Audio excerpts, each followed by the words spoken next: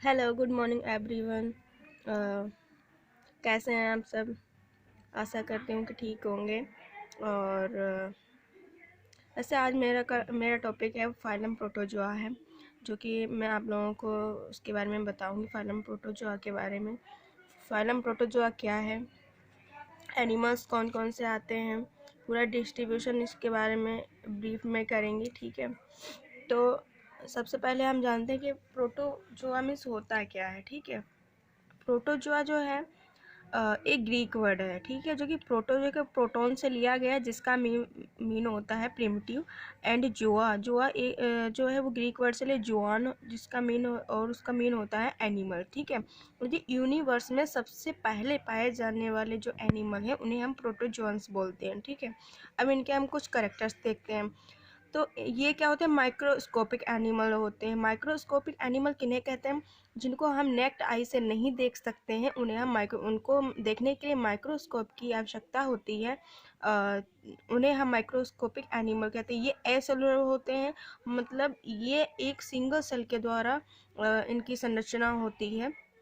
जो इनका body organisation जो होता है वो सिंगल सेल के द्वारा होता है, इस वजह से इनको एसेलुलर सिंपल ऑर्गेनिज्म बोला जाता है, ठीक है। अब तीसरा हमें यहाँ पे सिंगल सेल हो गया। अब नेक्स्ट पॉइंट देखते हैं, यहाँ पे दे आर फ्री लिविंग और पैरासिटिफॉर्म, मतलब कि ये फ्री भी रहते हैं, मतलब कि स्वतंत्र रूप से भी रहते हैं। और अब पैरासिटिफॉर्म मतलब कि दूसरों पे निर्भर रहते हैं, पैरासिटिक फॉर्म में पाए जाते हैं।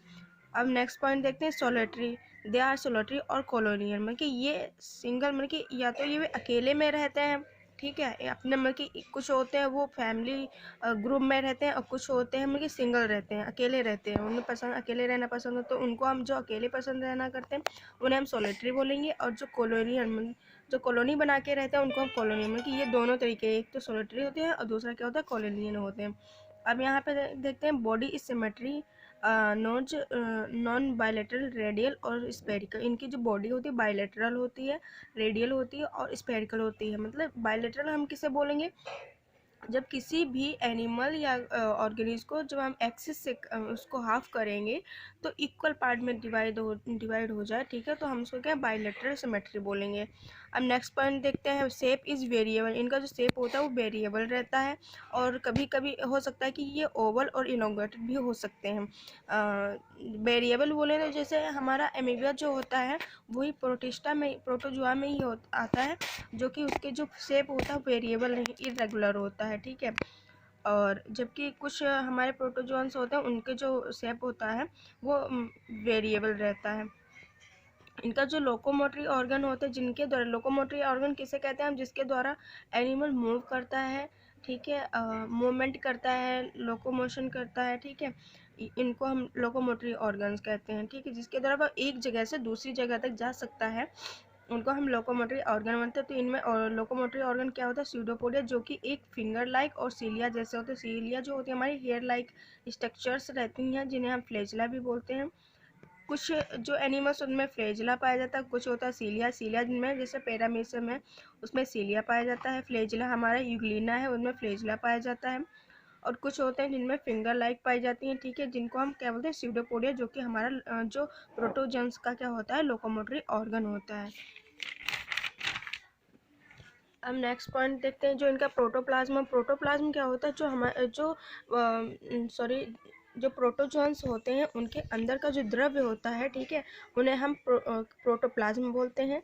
जो कि दो उनका जब क्लासीफाई किया गया वो दो पार्ट में किया गया है, एक तो एक्टोप्लाज्म, एक दूसरा क्या इंडोप्लाज्म। कि एक्टोप्लाज्म जो बाहरी सतह में पाया जाता है उसको एक्टोप्लाज्म बोलते हैं, जो अंदर की तरफ पाया जाता है न्यूक्लियस के या जो बॉडी होता है तो उसे हम क्या कहते हैं, इंडोप्लाज्म। जो वेक्यूल्स वगैरह होते हैं, ठीक है, वो भी प्रेजेंट रहते हैं इनमें, न्यूक्लियस तो एब्सेंट ही रहता है मोस्टली।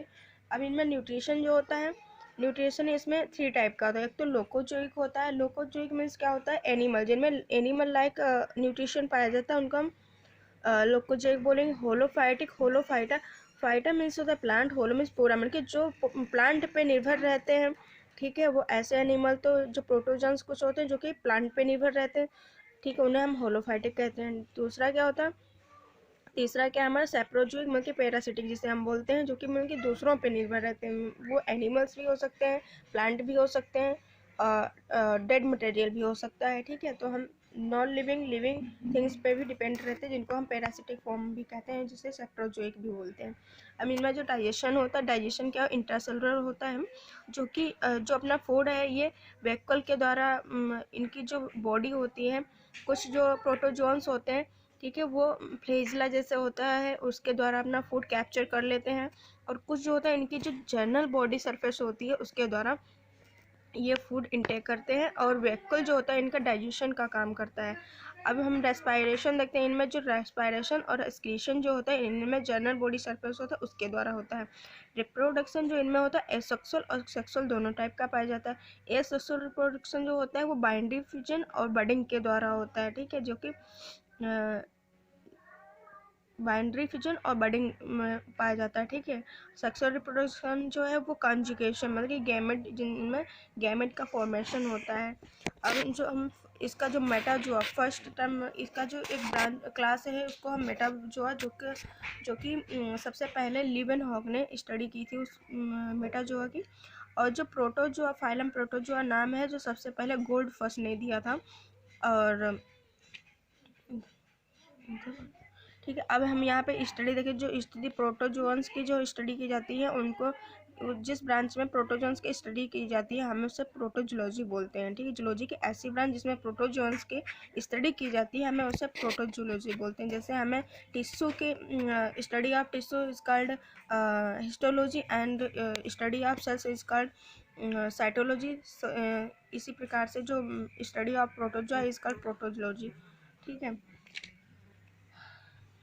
अब इनमें हम देखते हैं जो इनका जो लाइफ हिस्ट्री जो होती है ऑफ्टन कॉम्प्लिकेटेड, बहुत ज़्यादा कॉम्प्लिकेटेड हुई, और अल्टरनेशन सेक्सुअल और सेक्सुअल फेज पाए जाते हैं इनमें।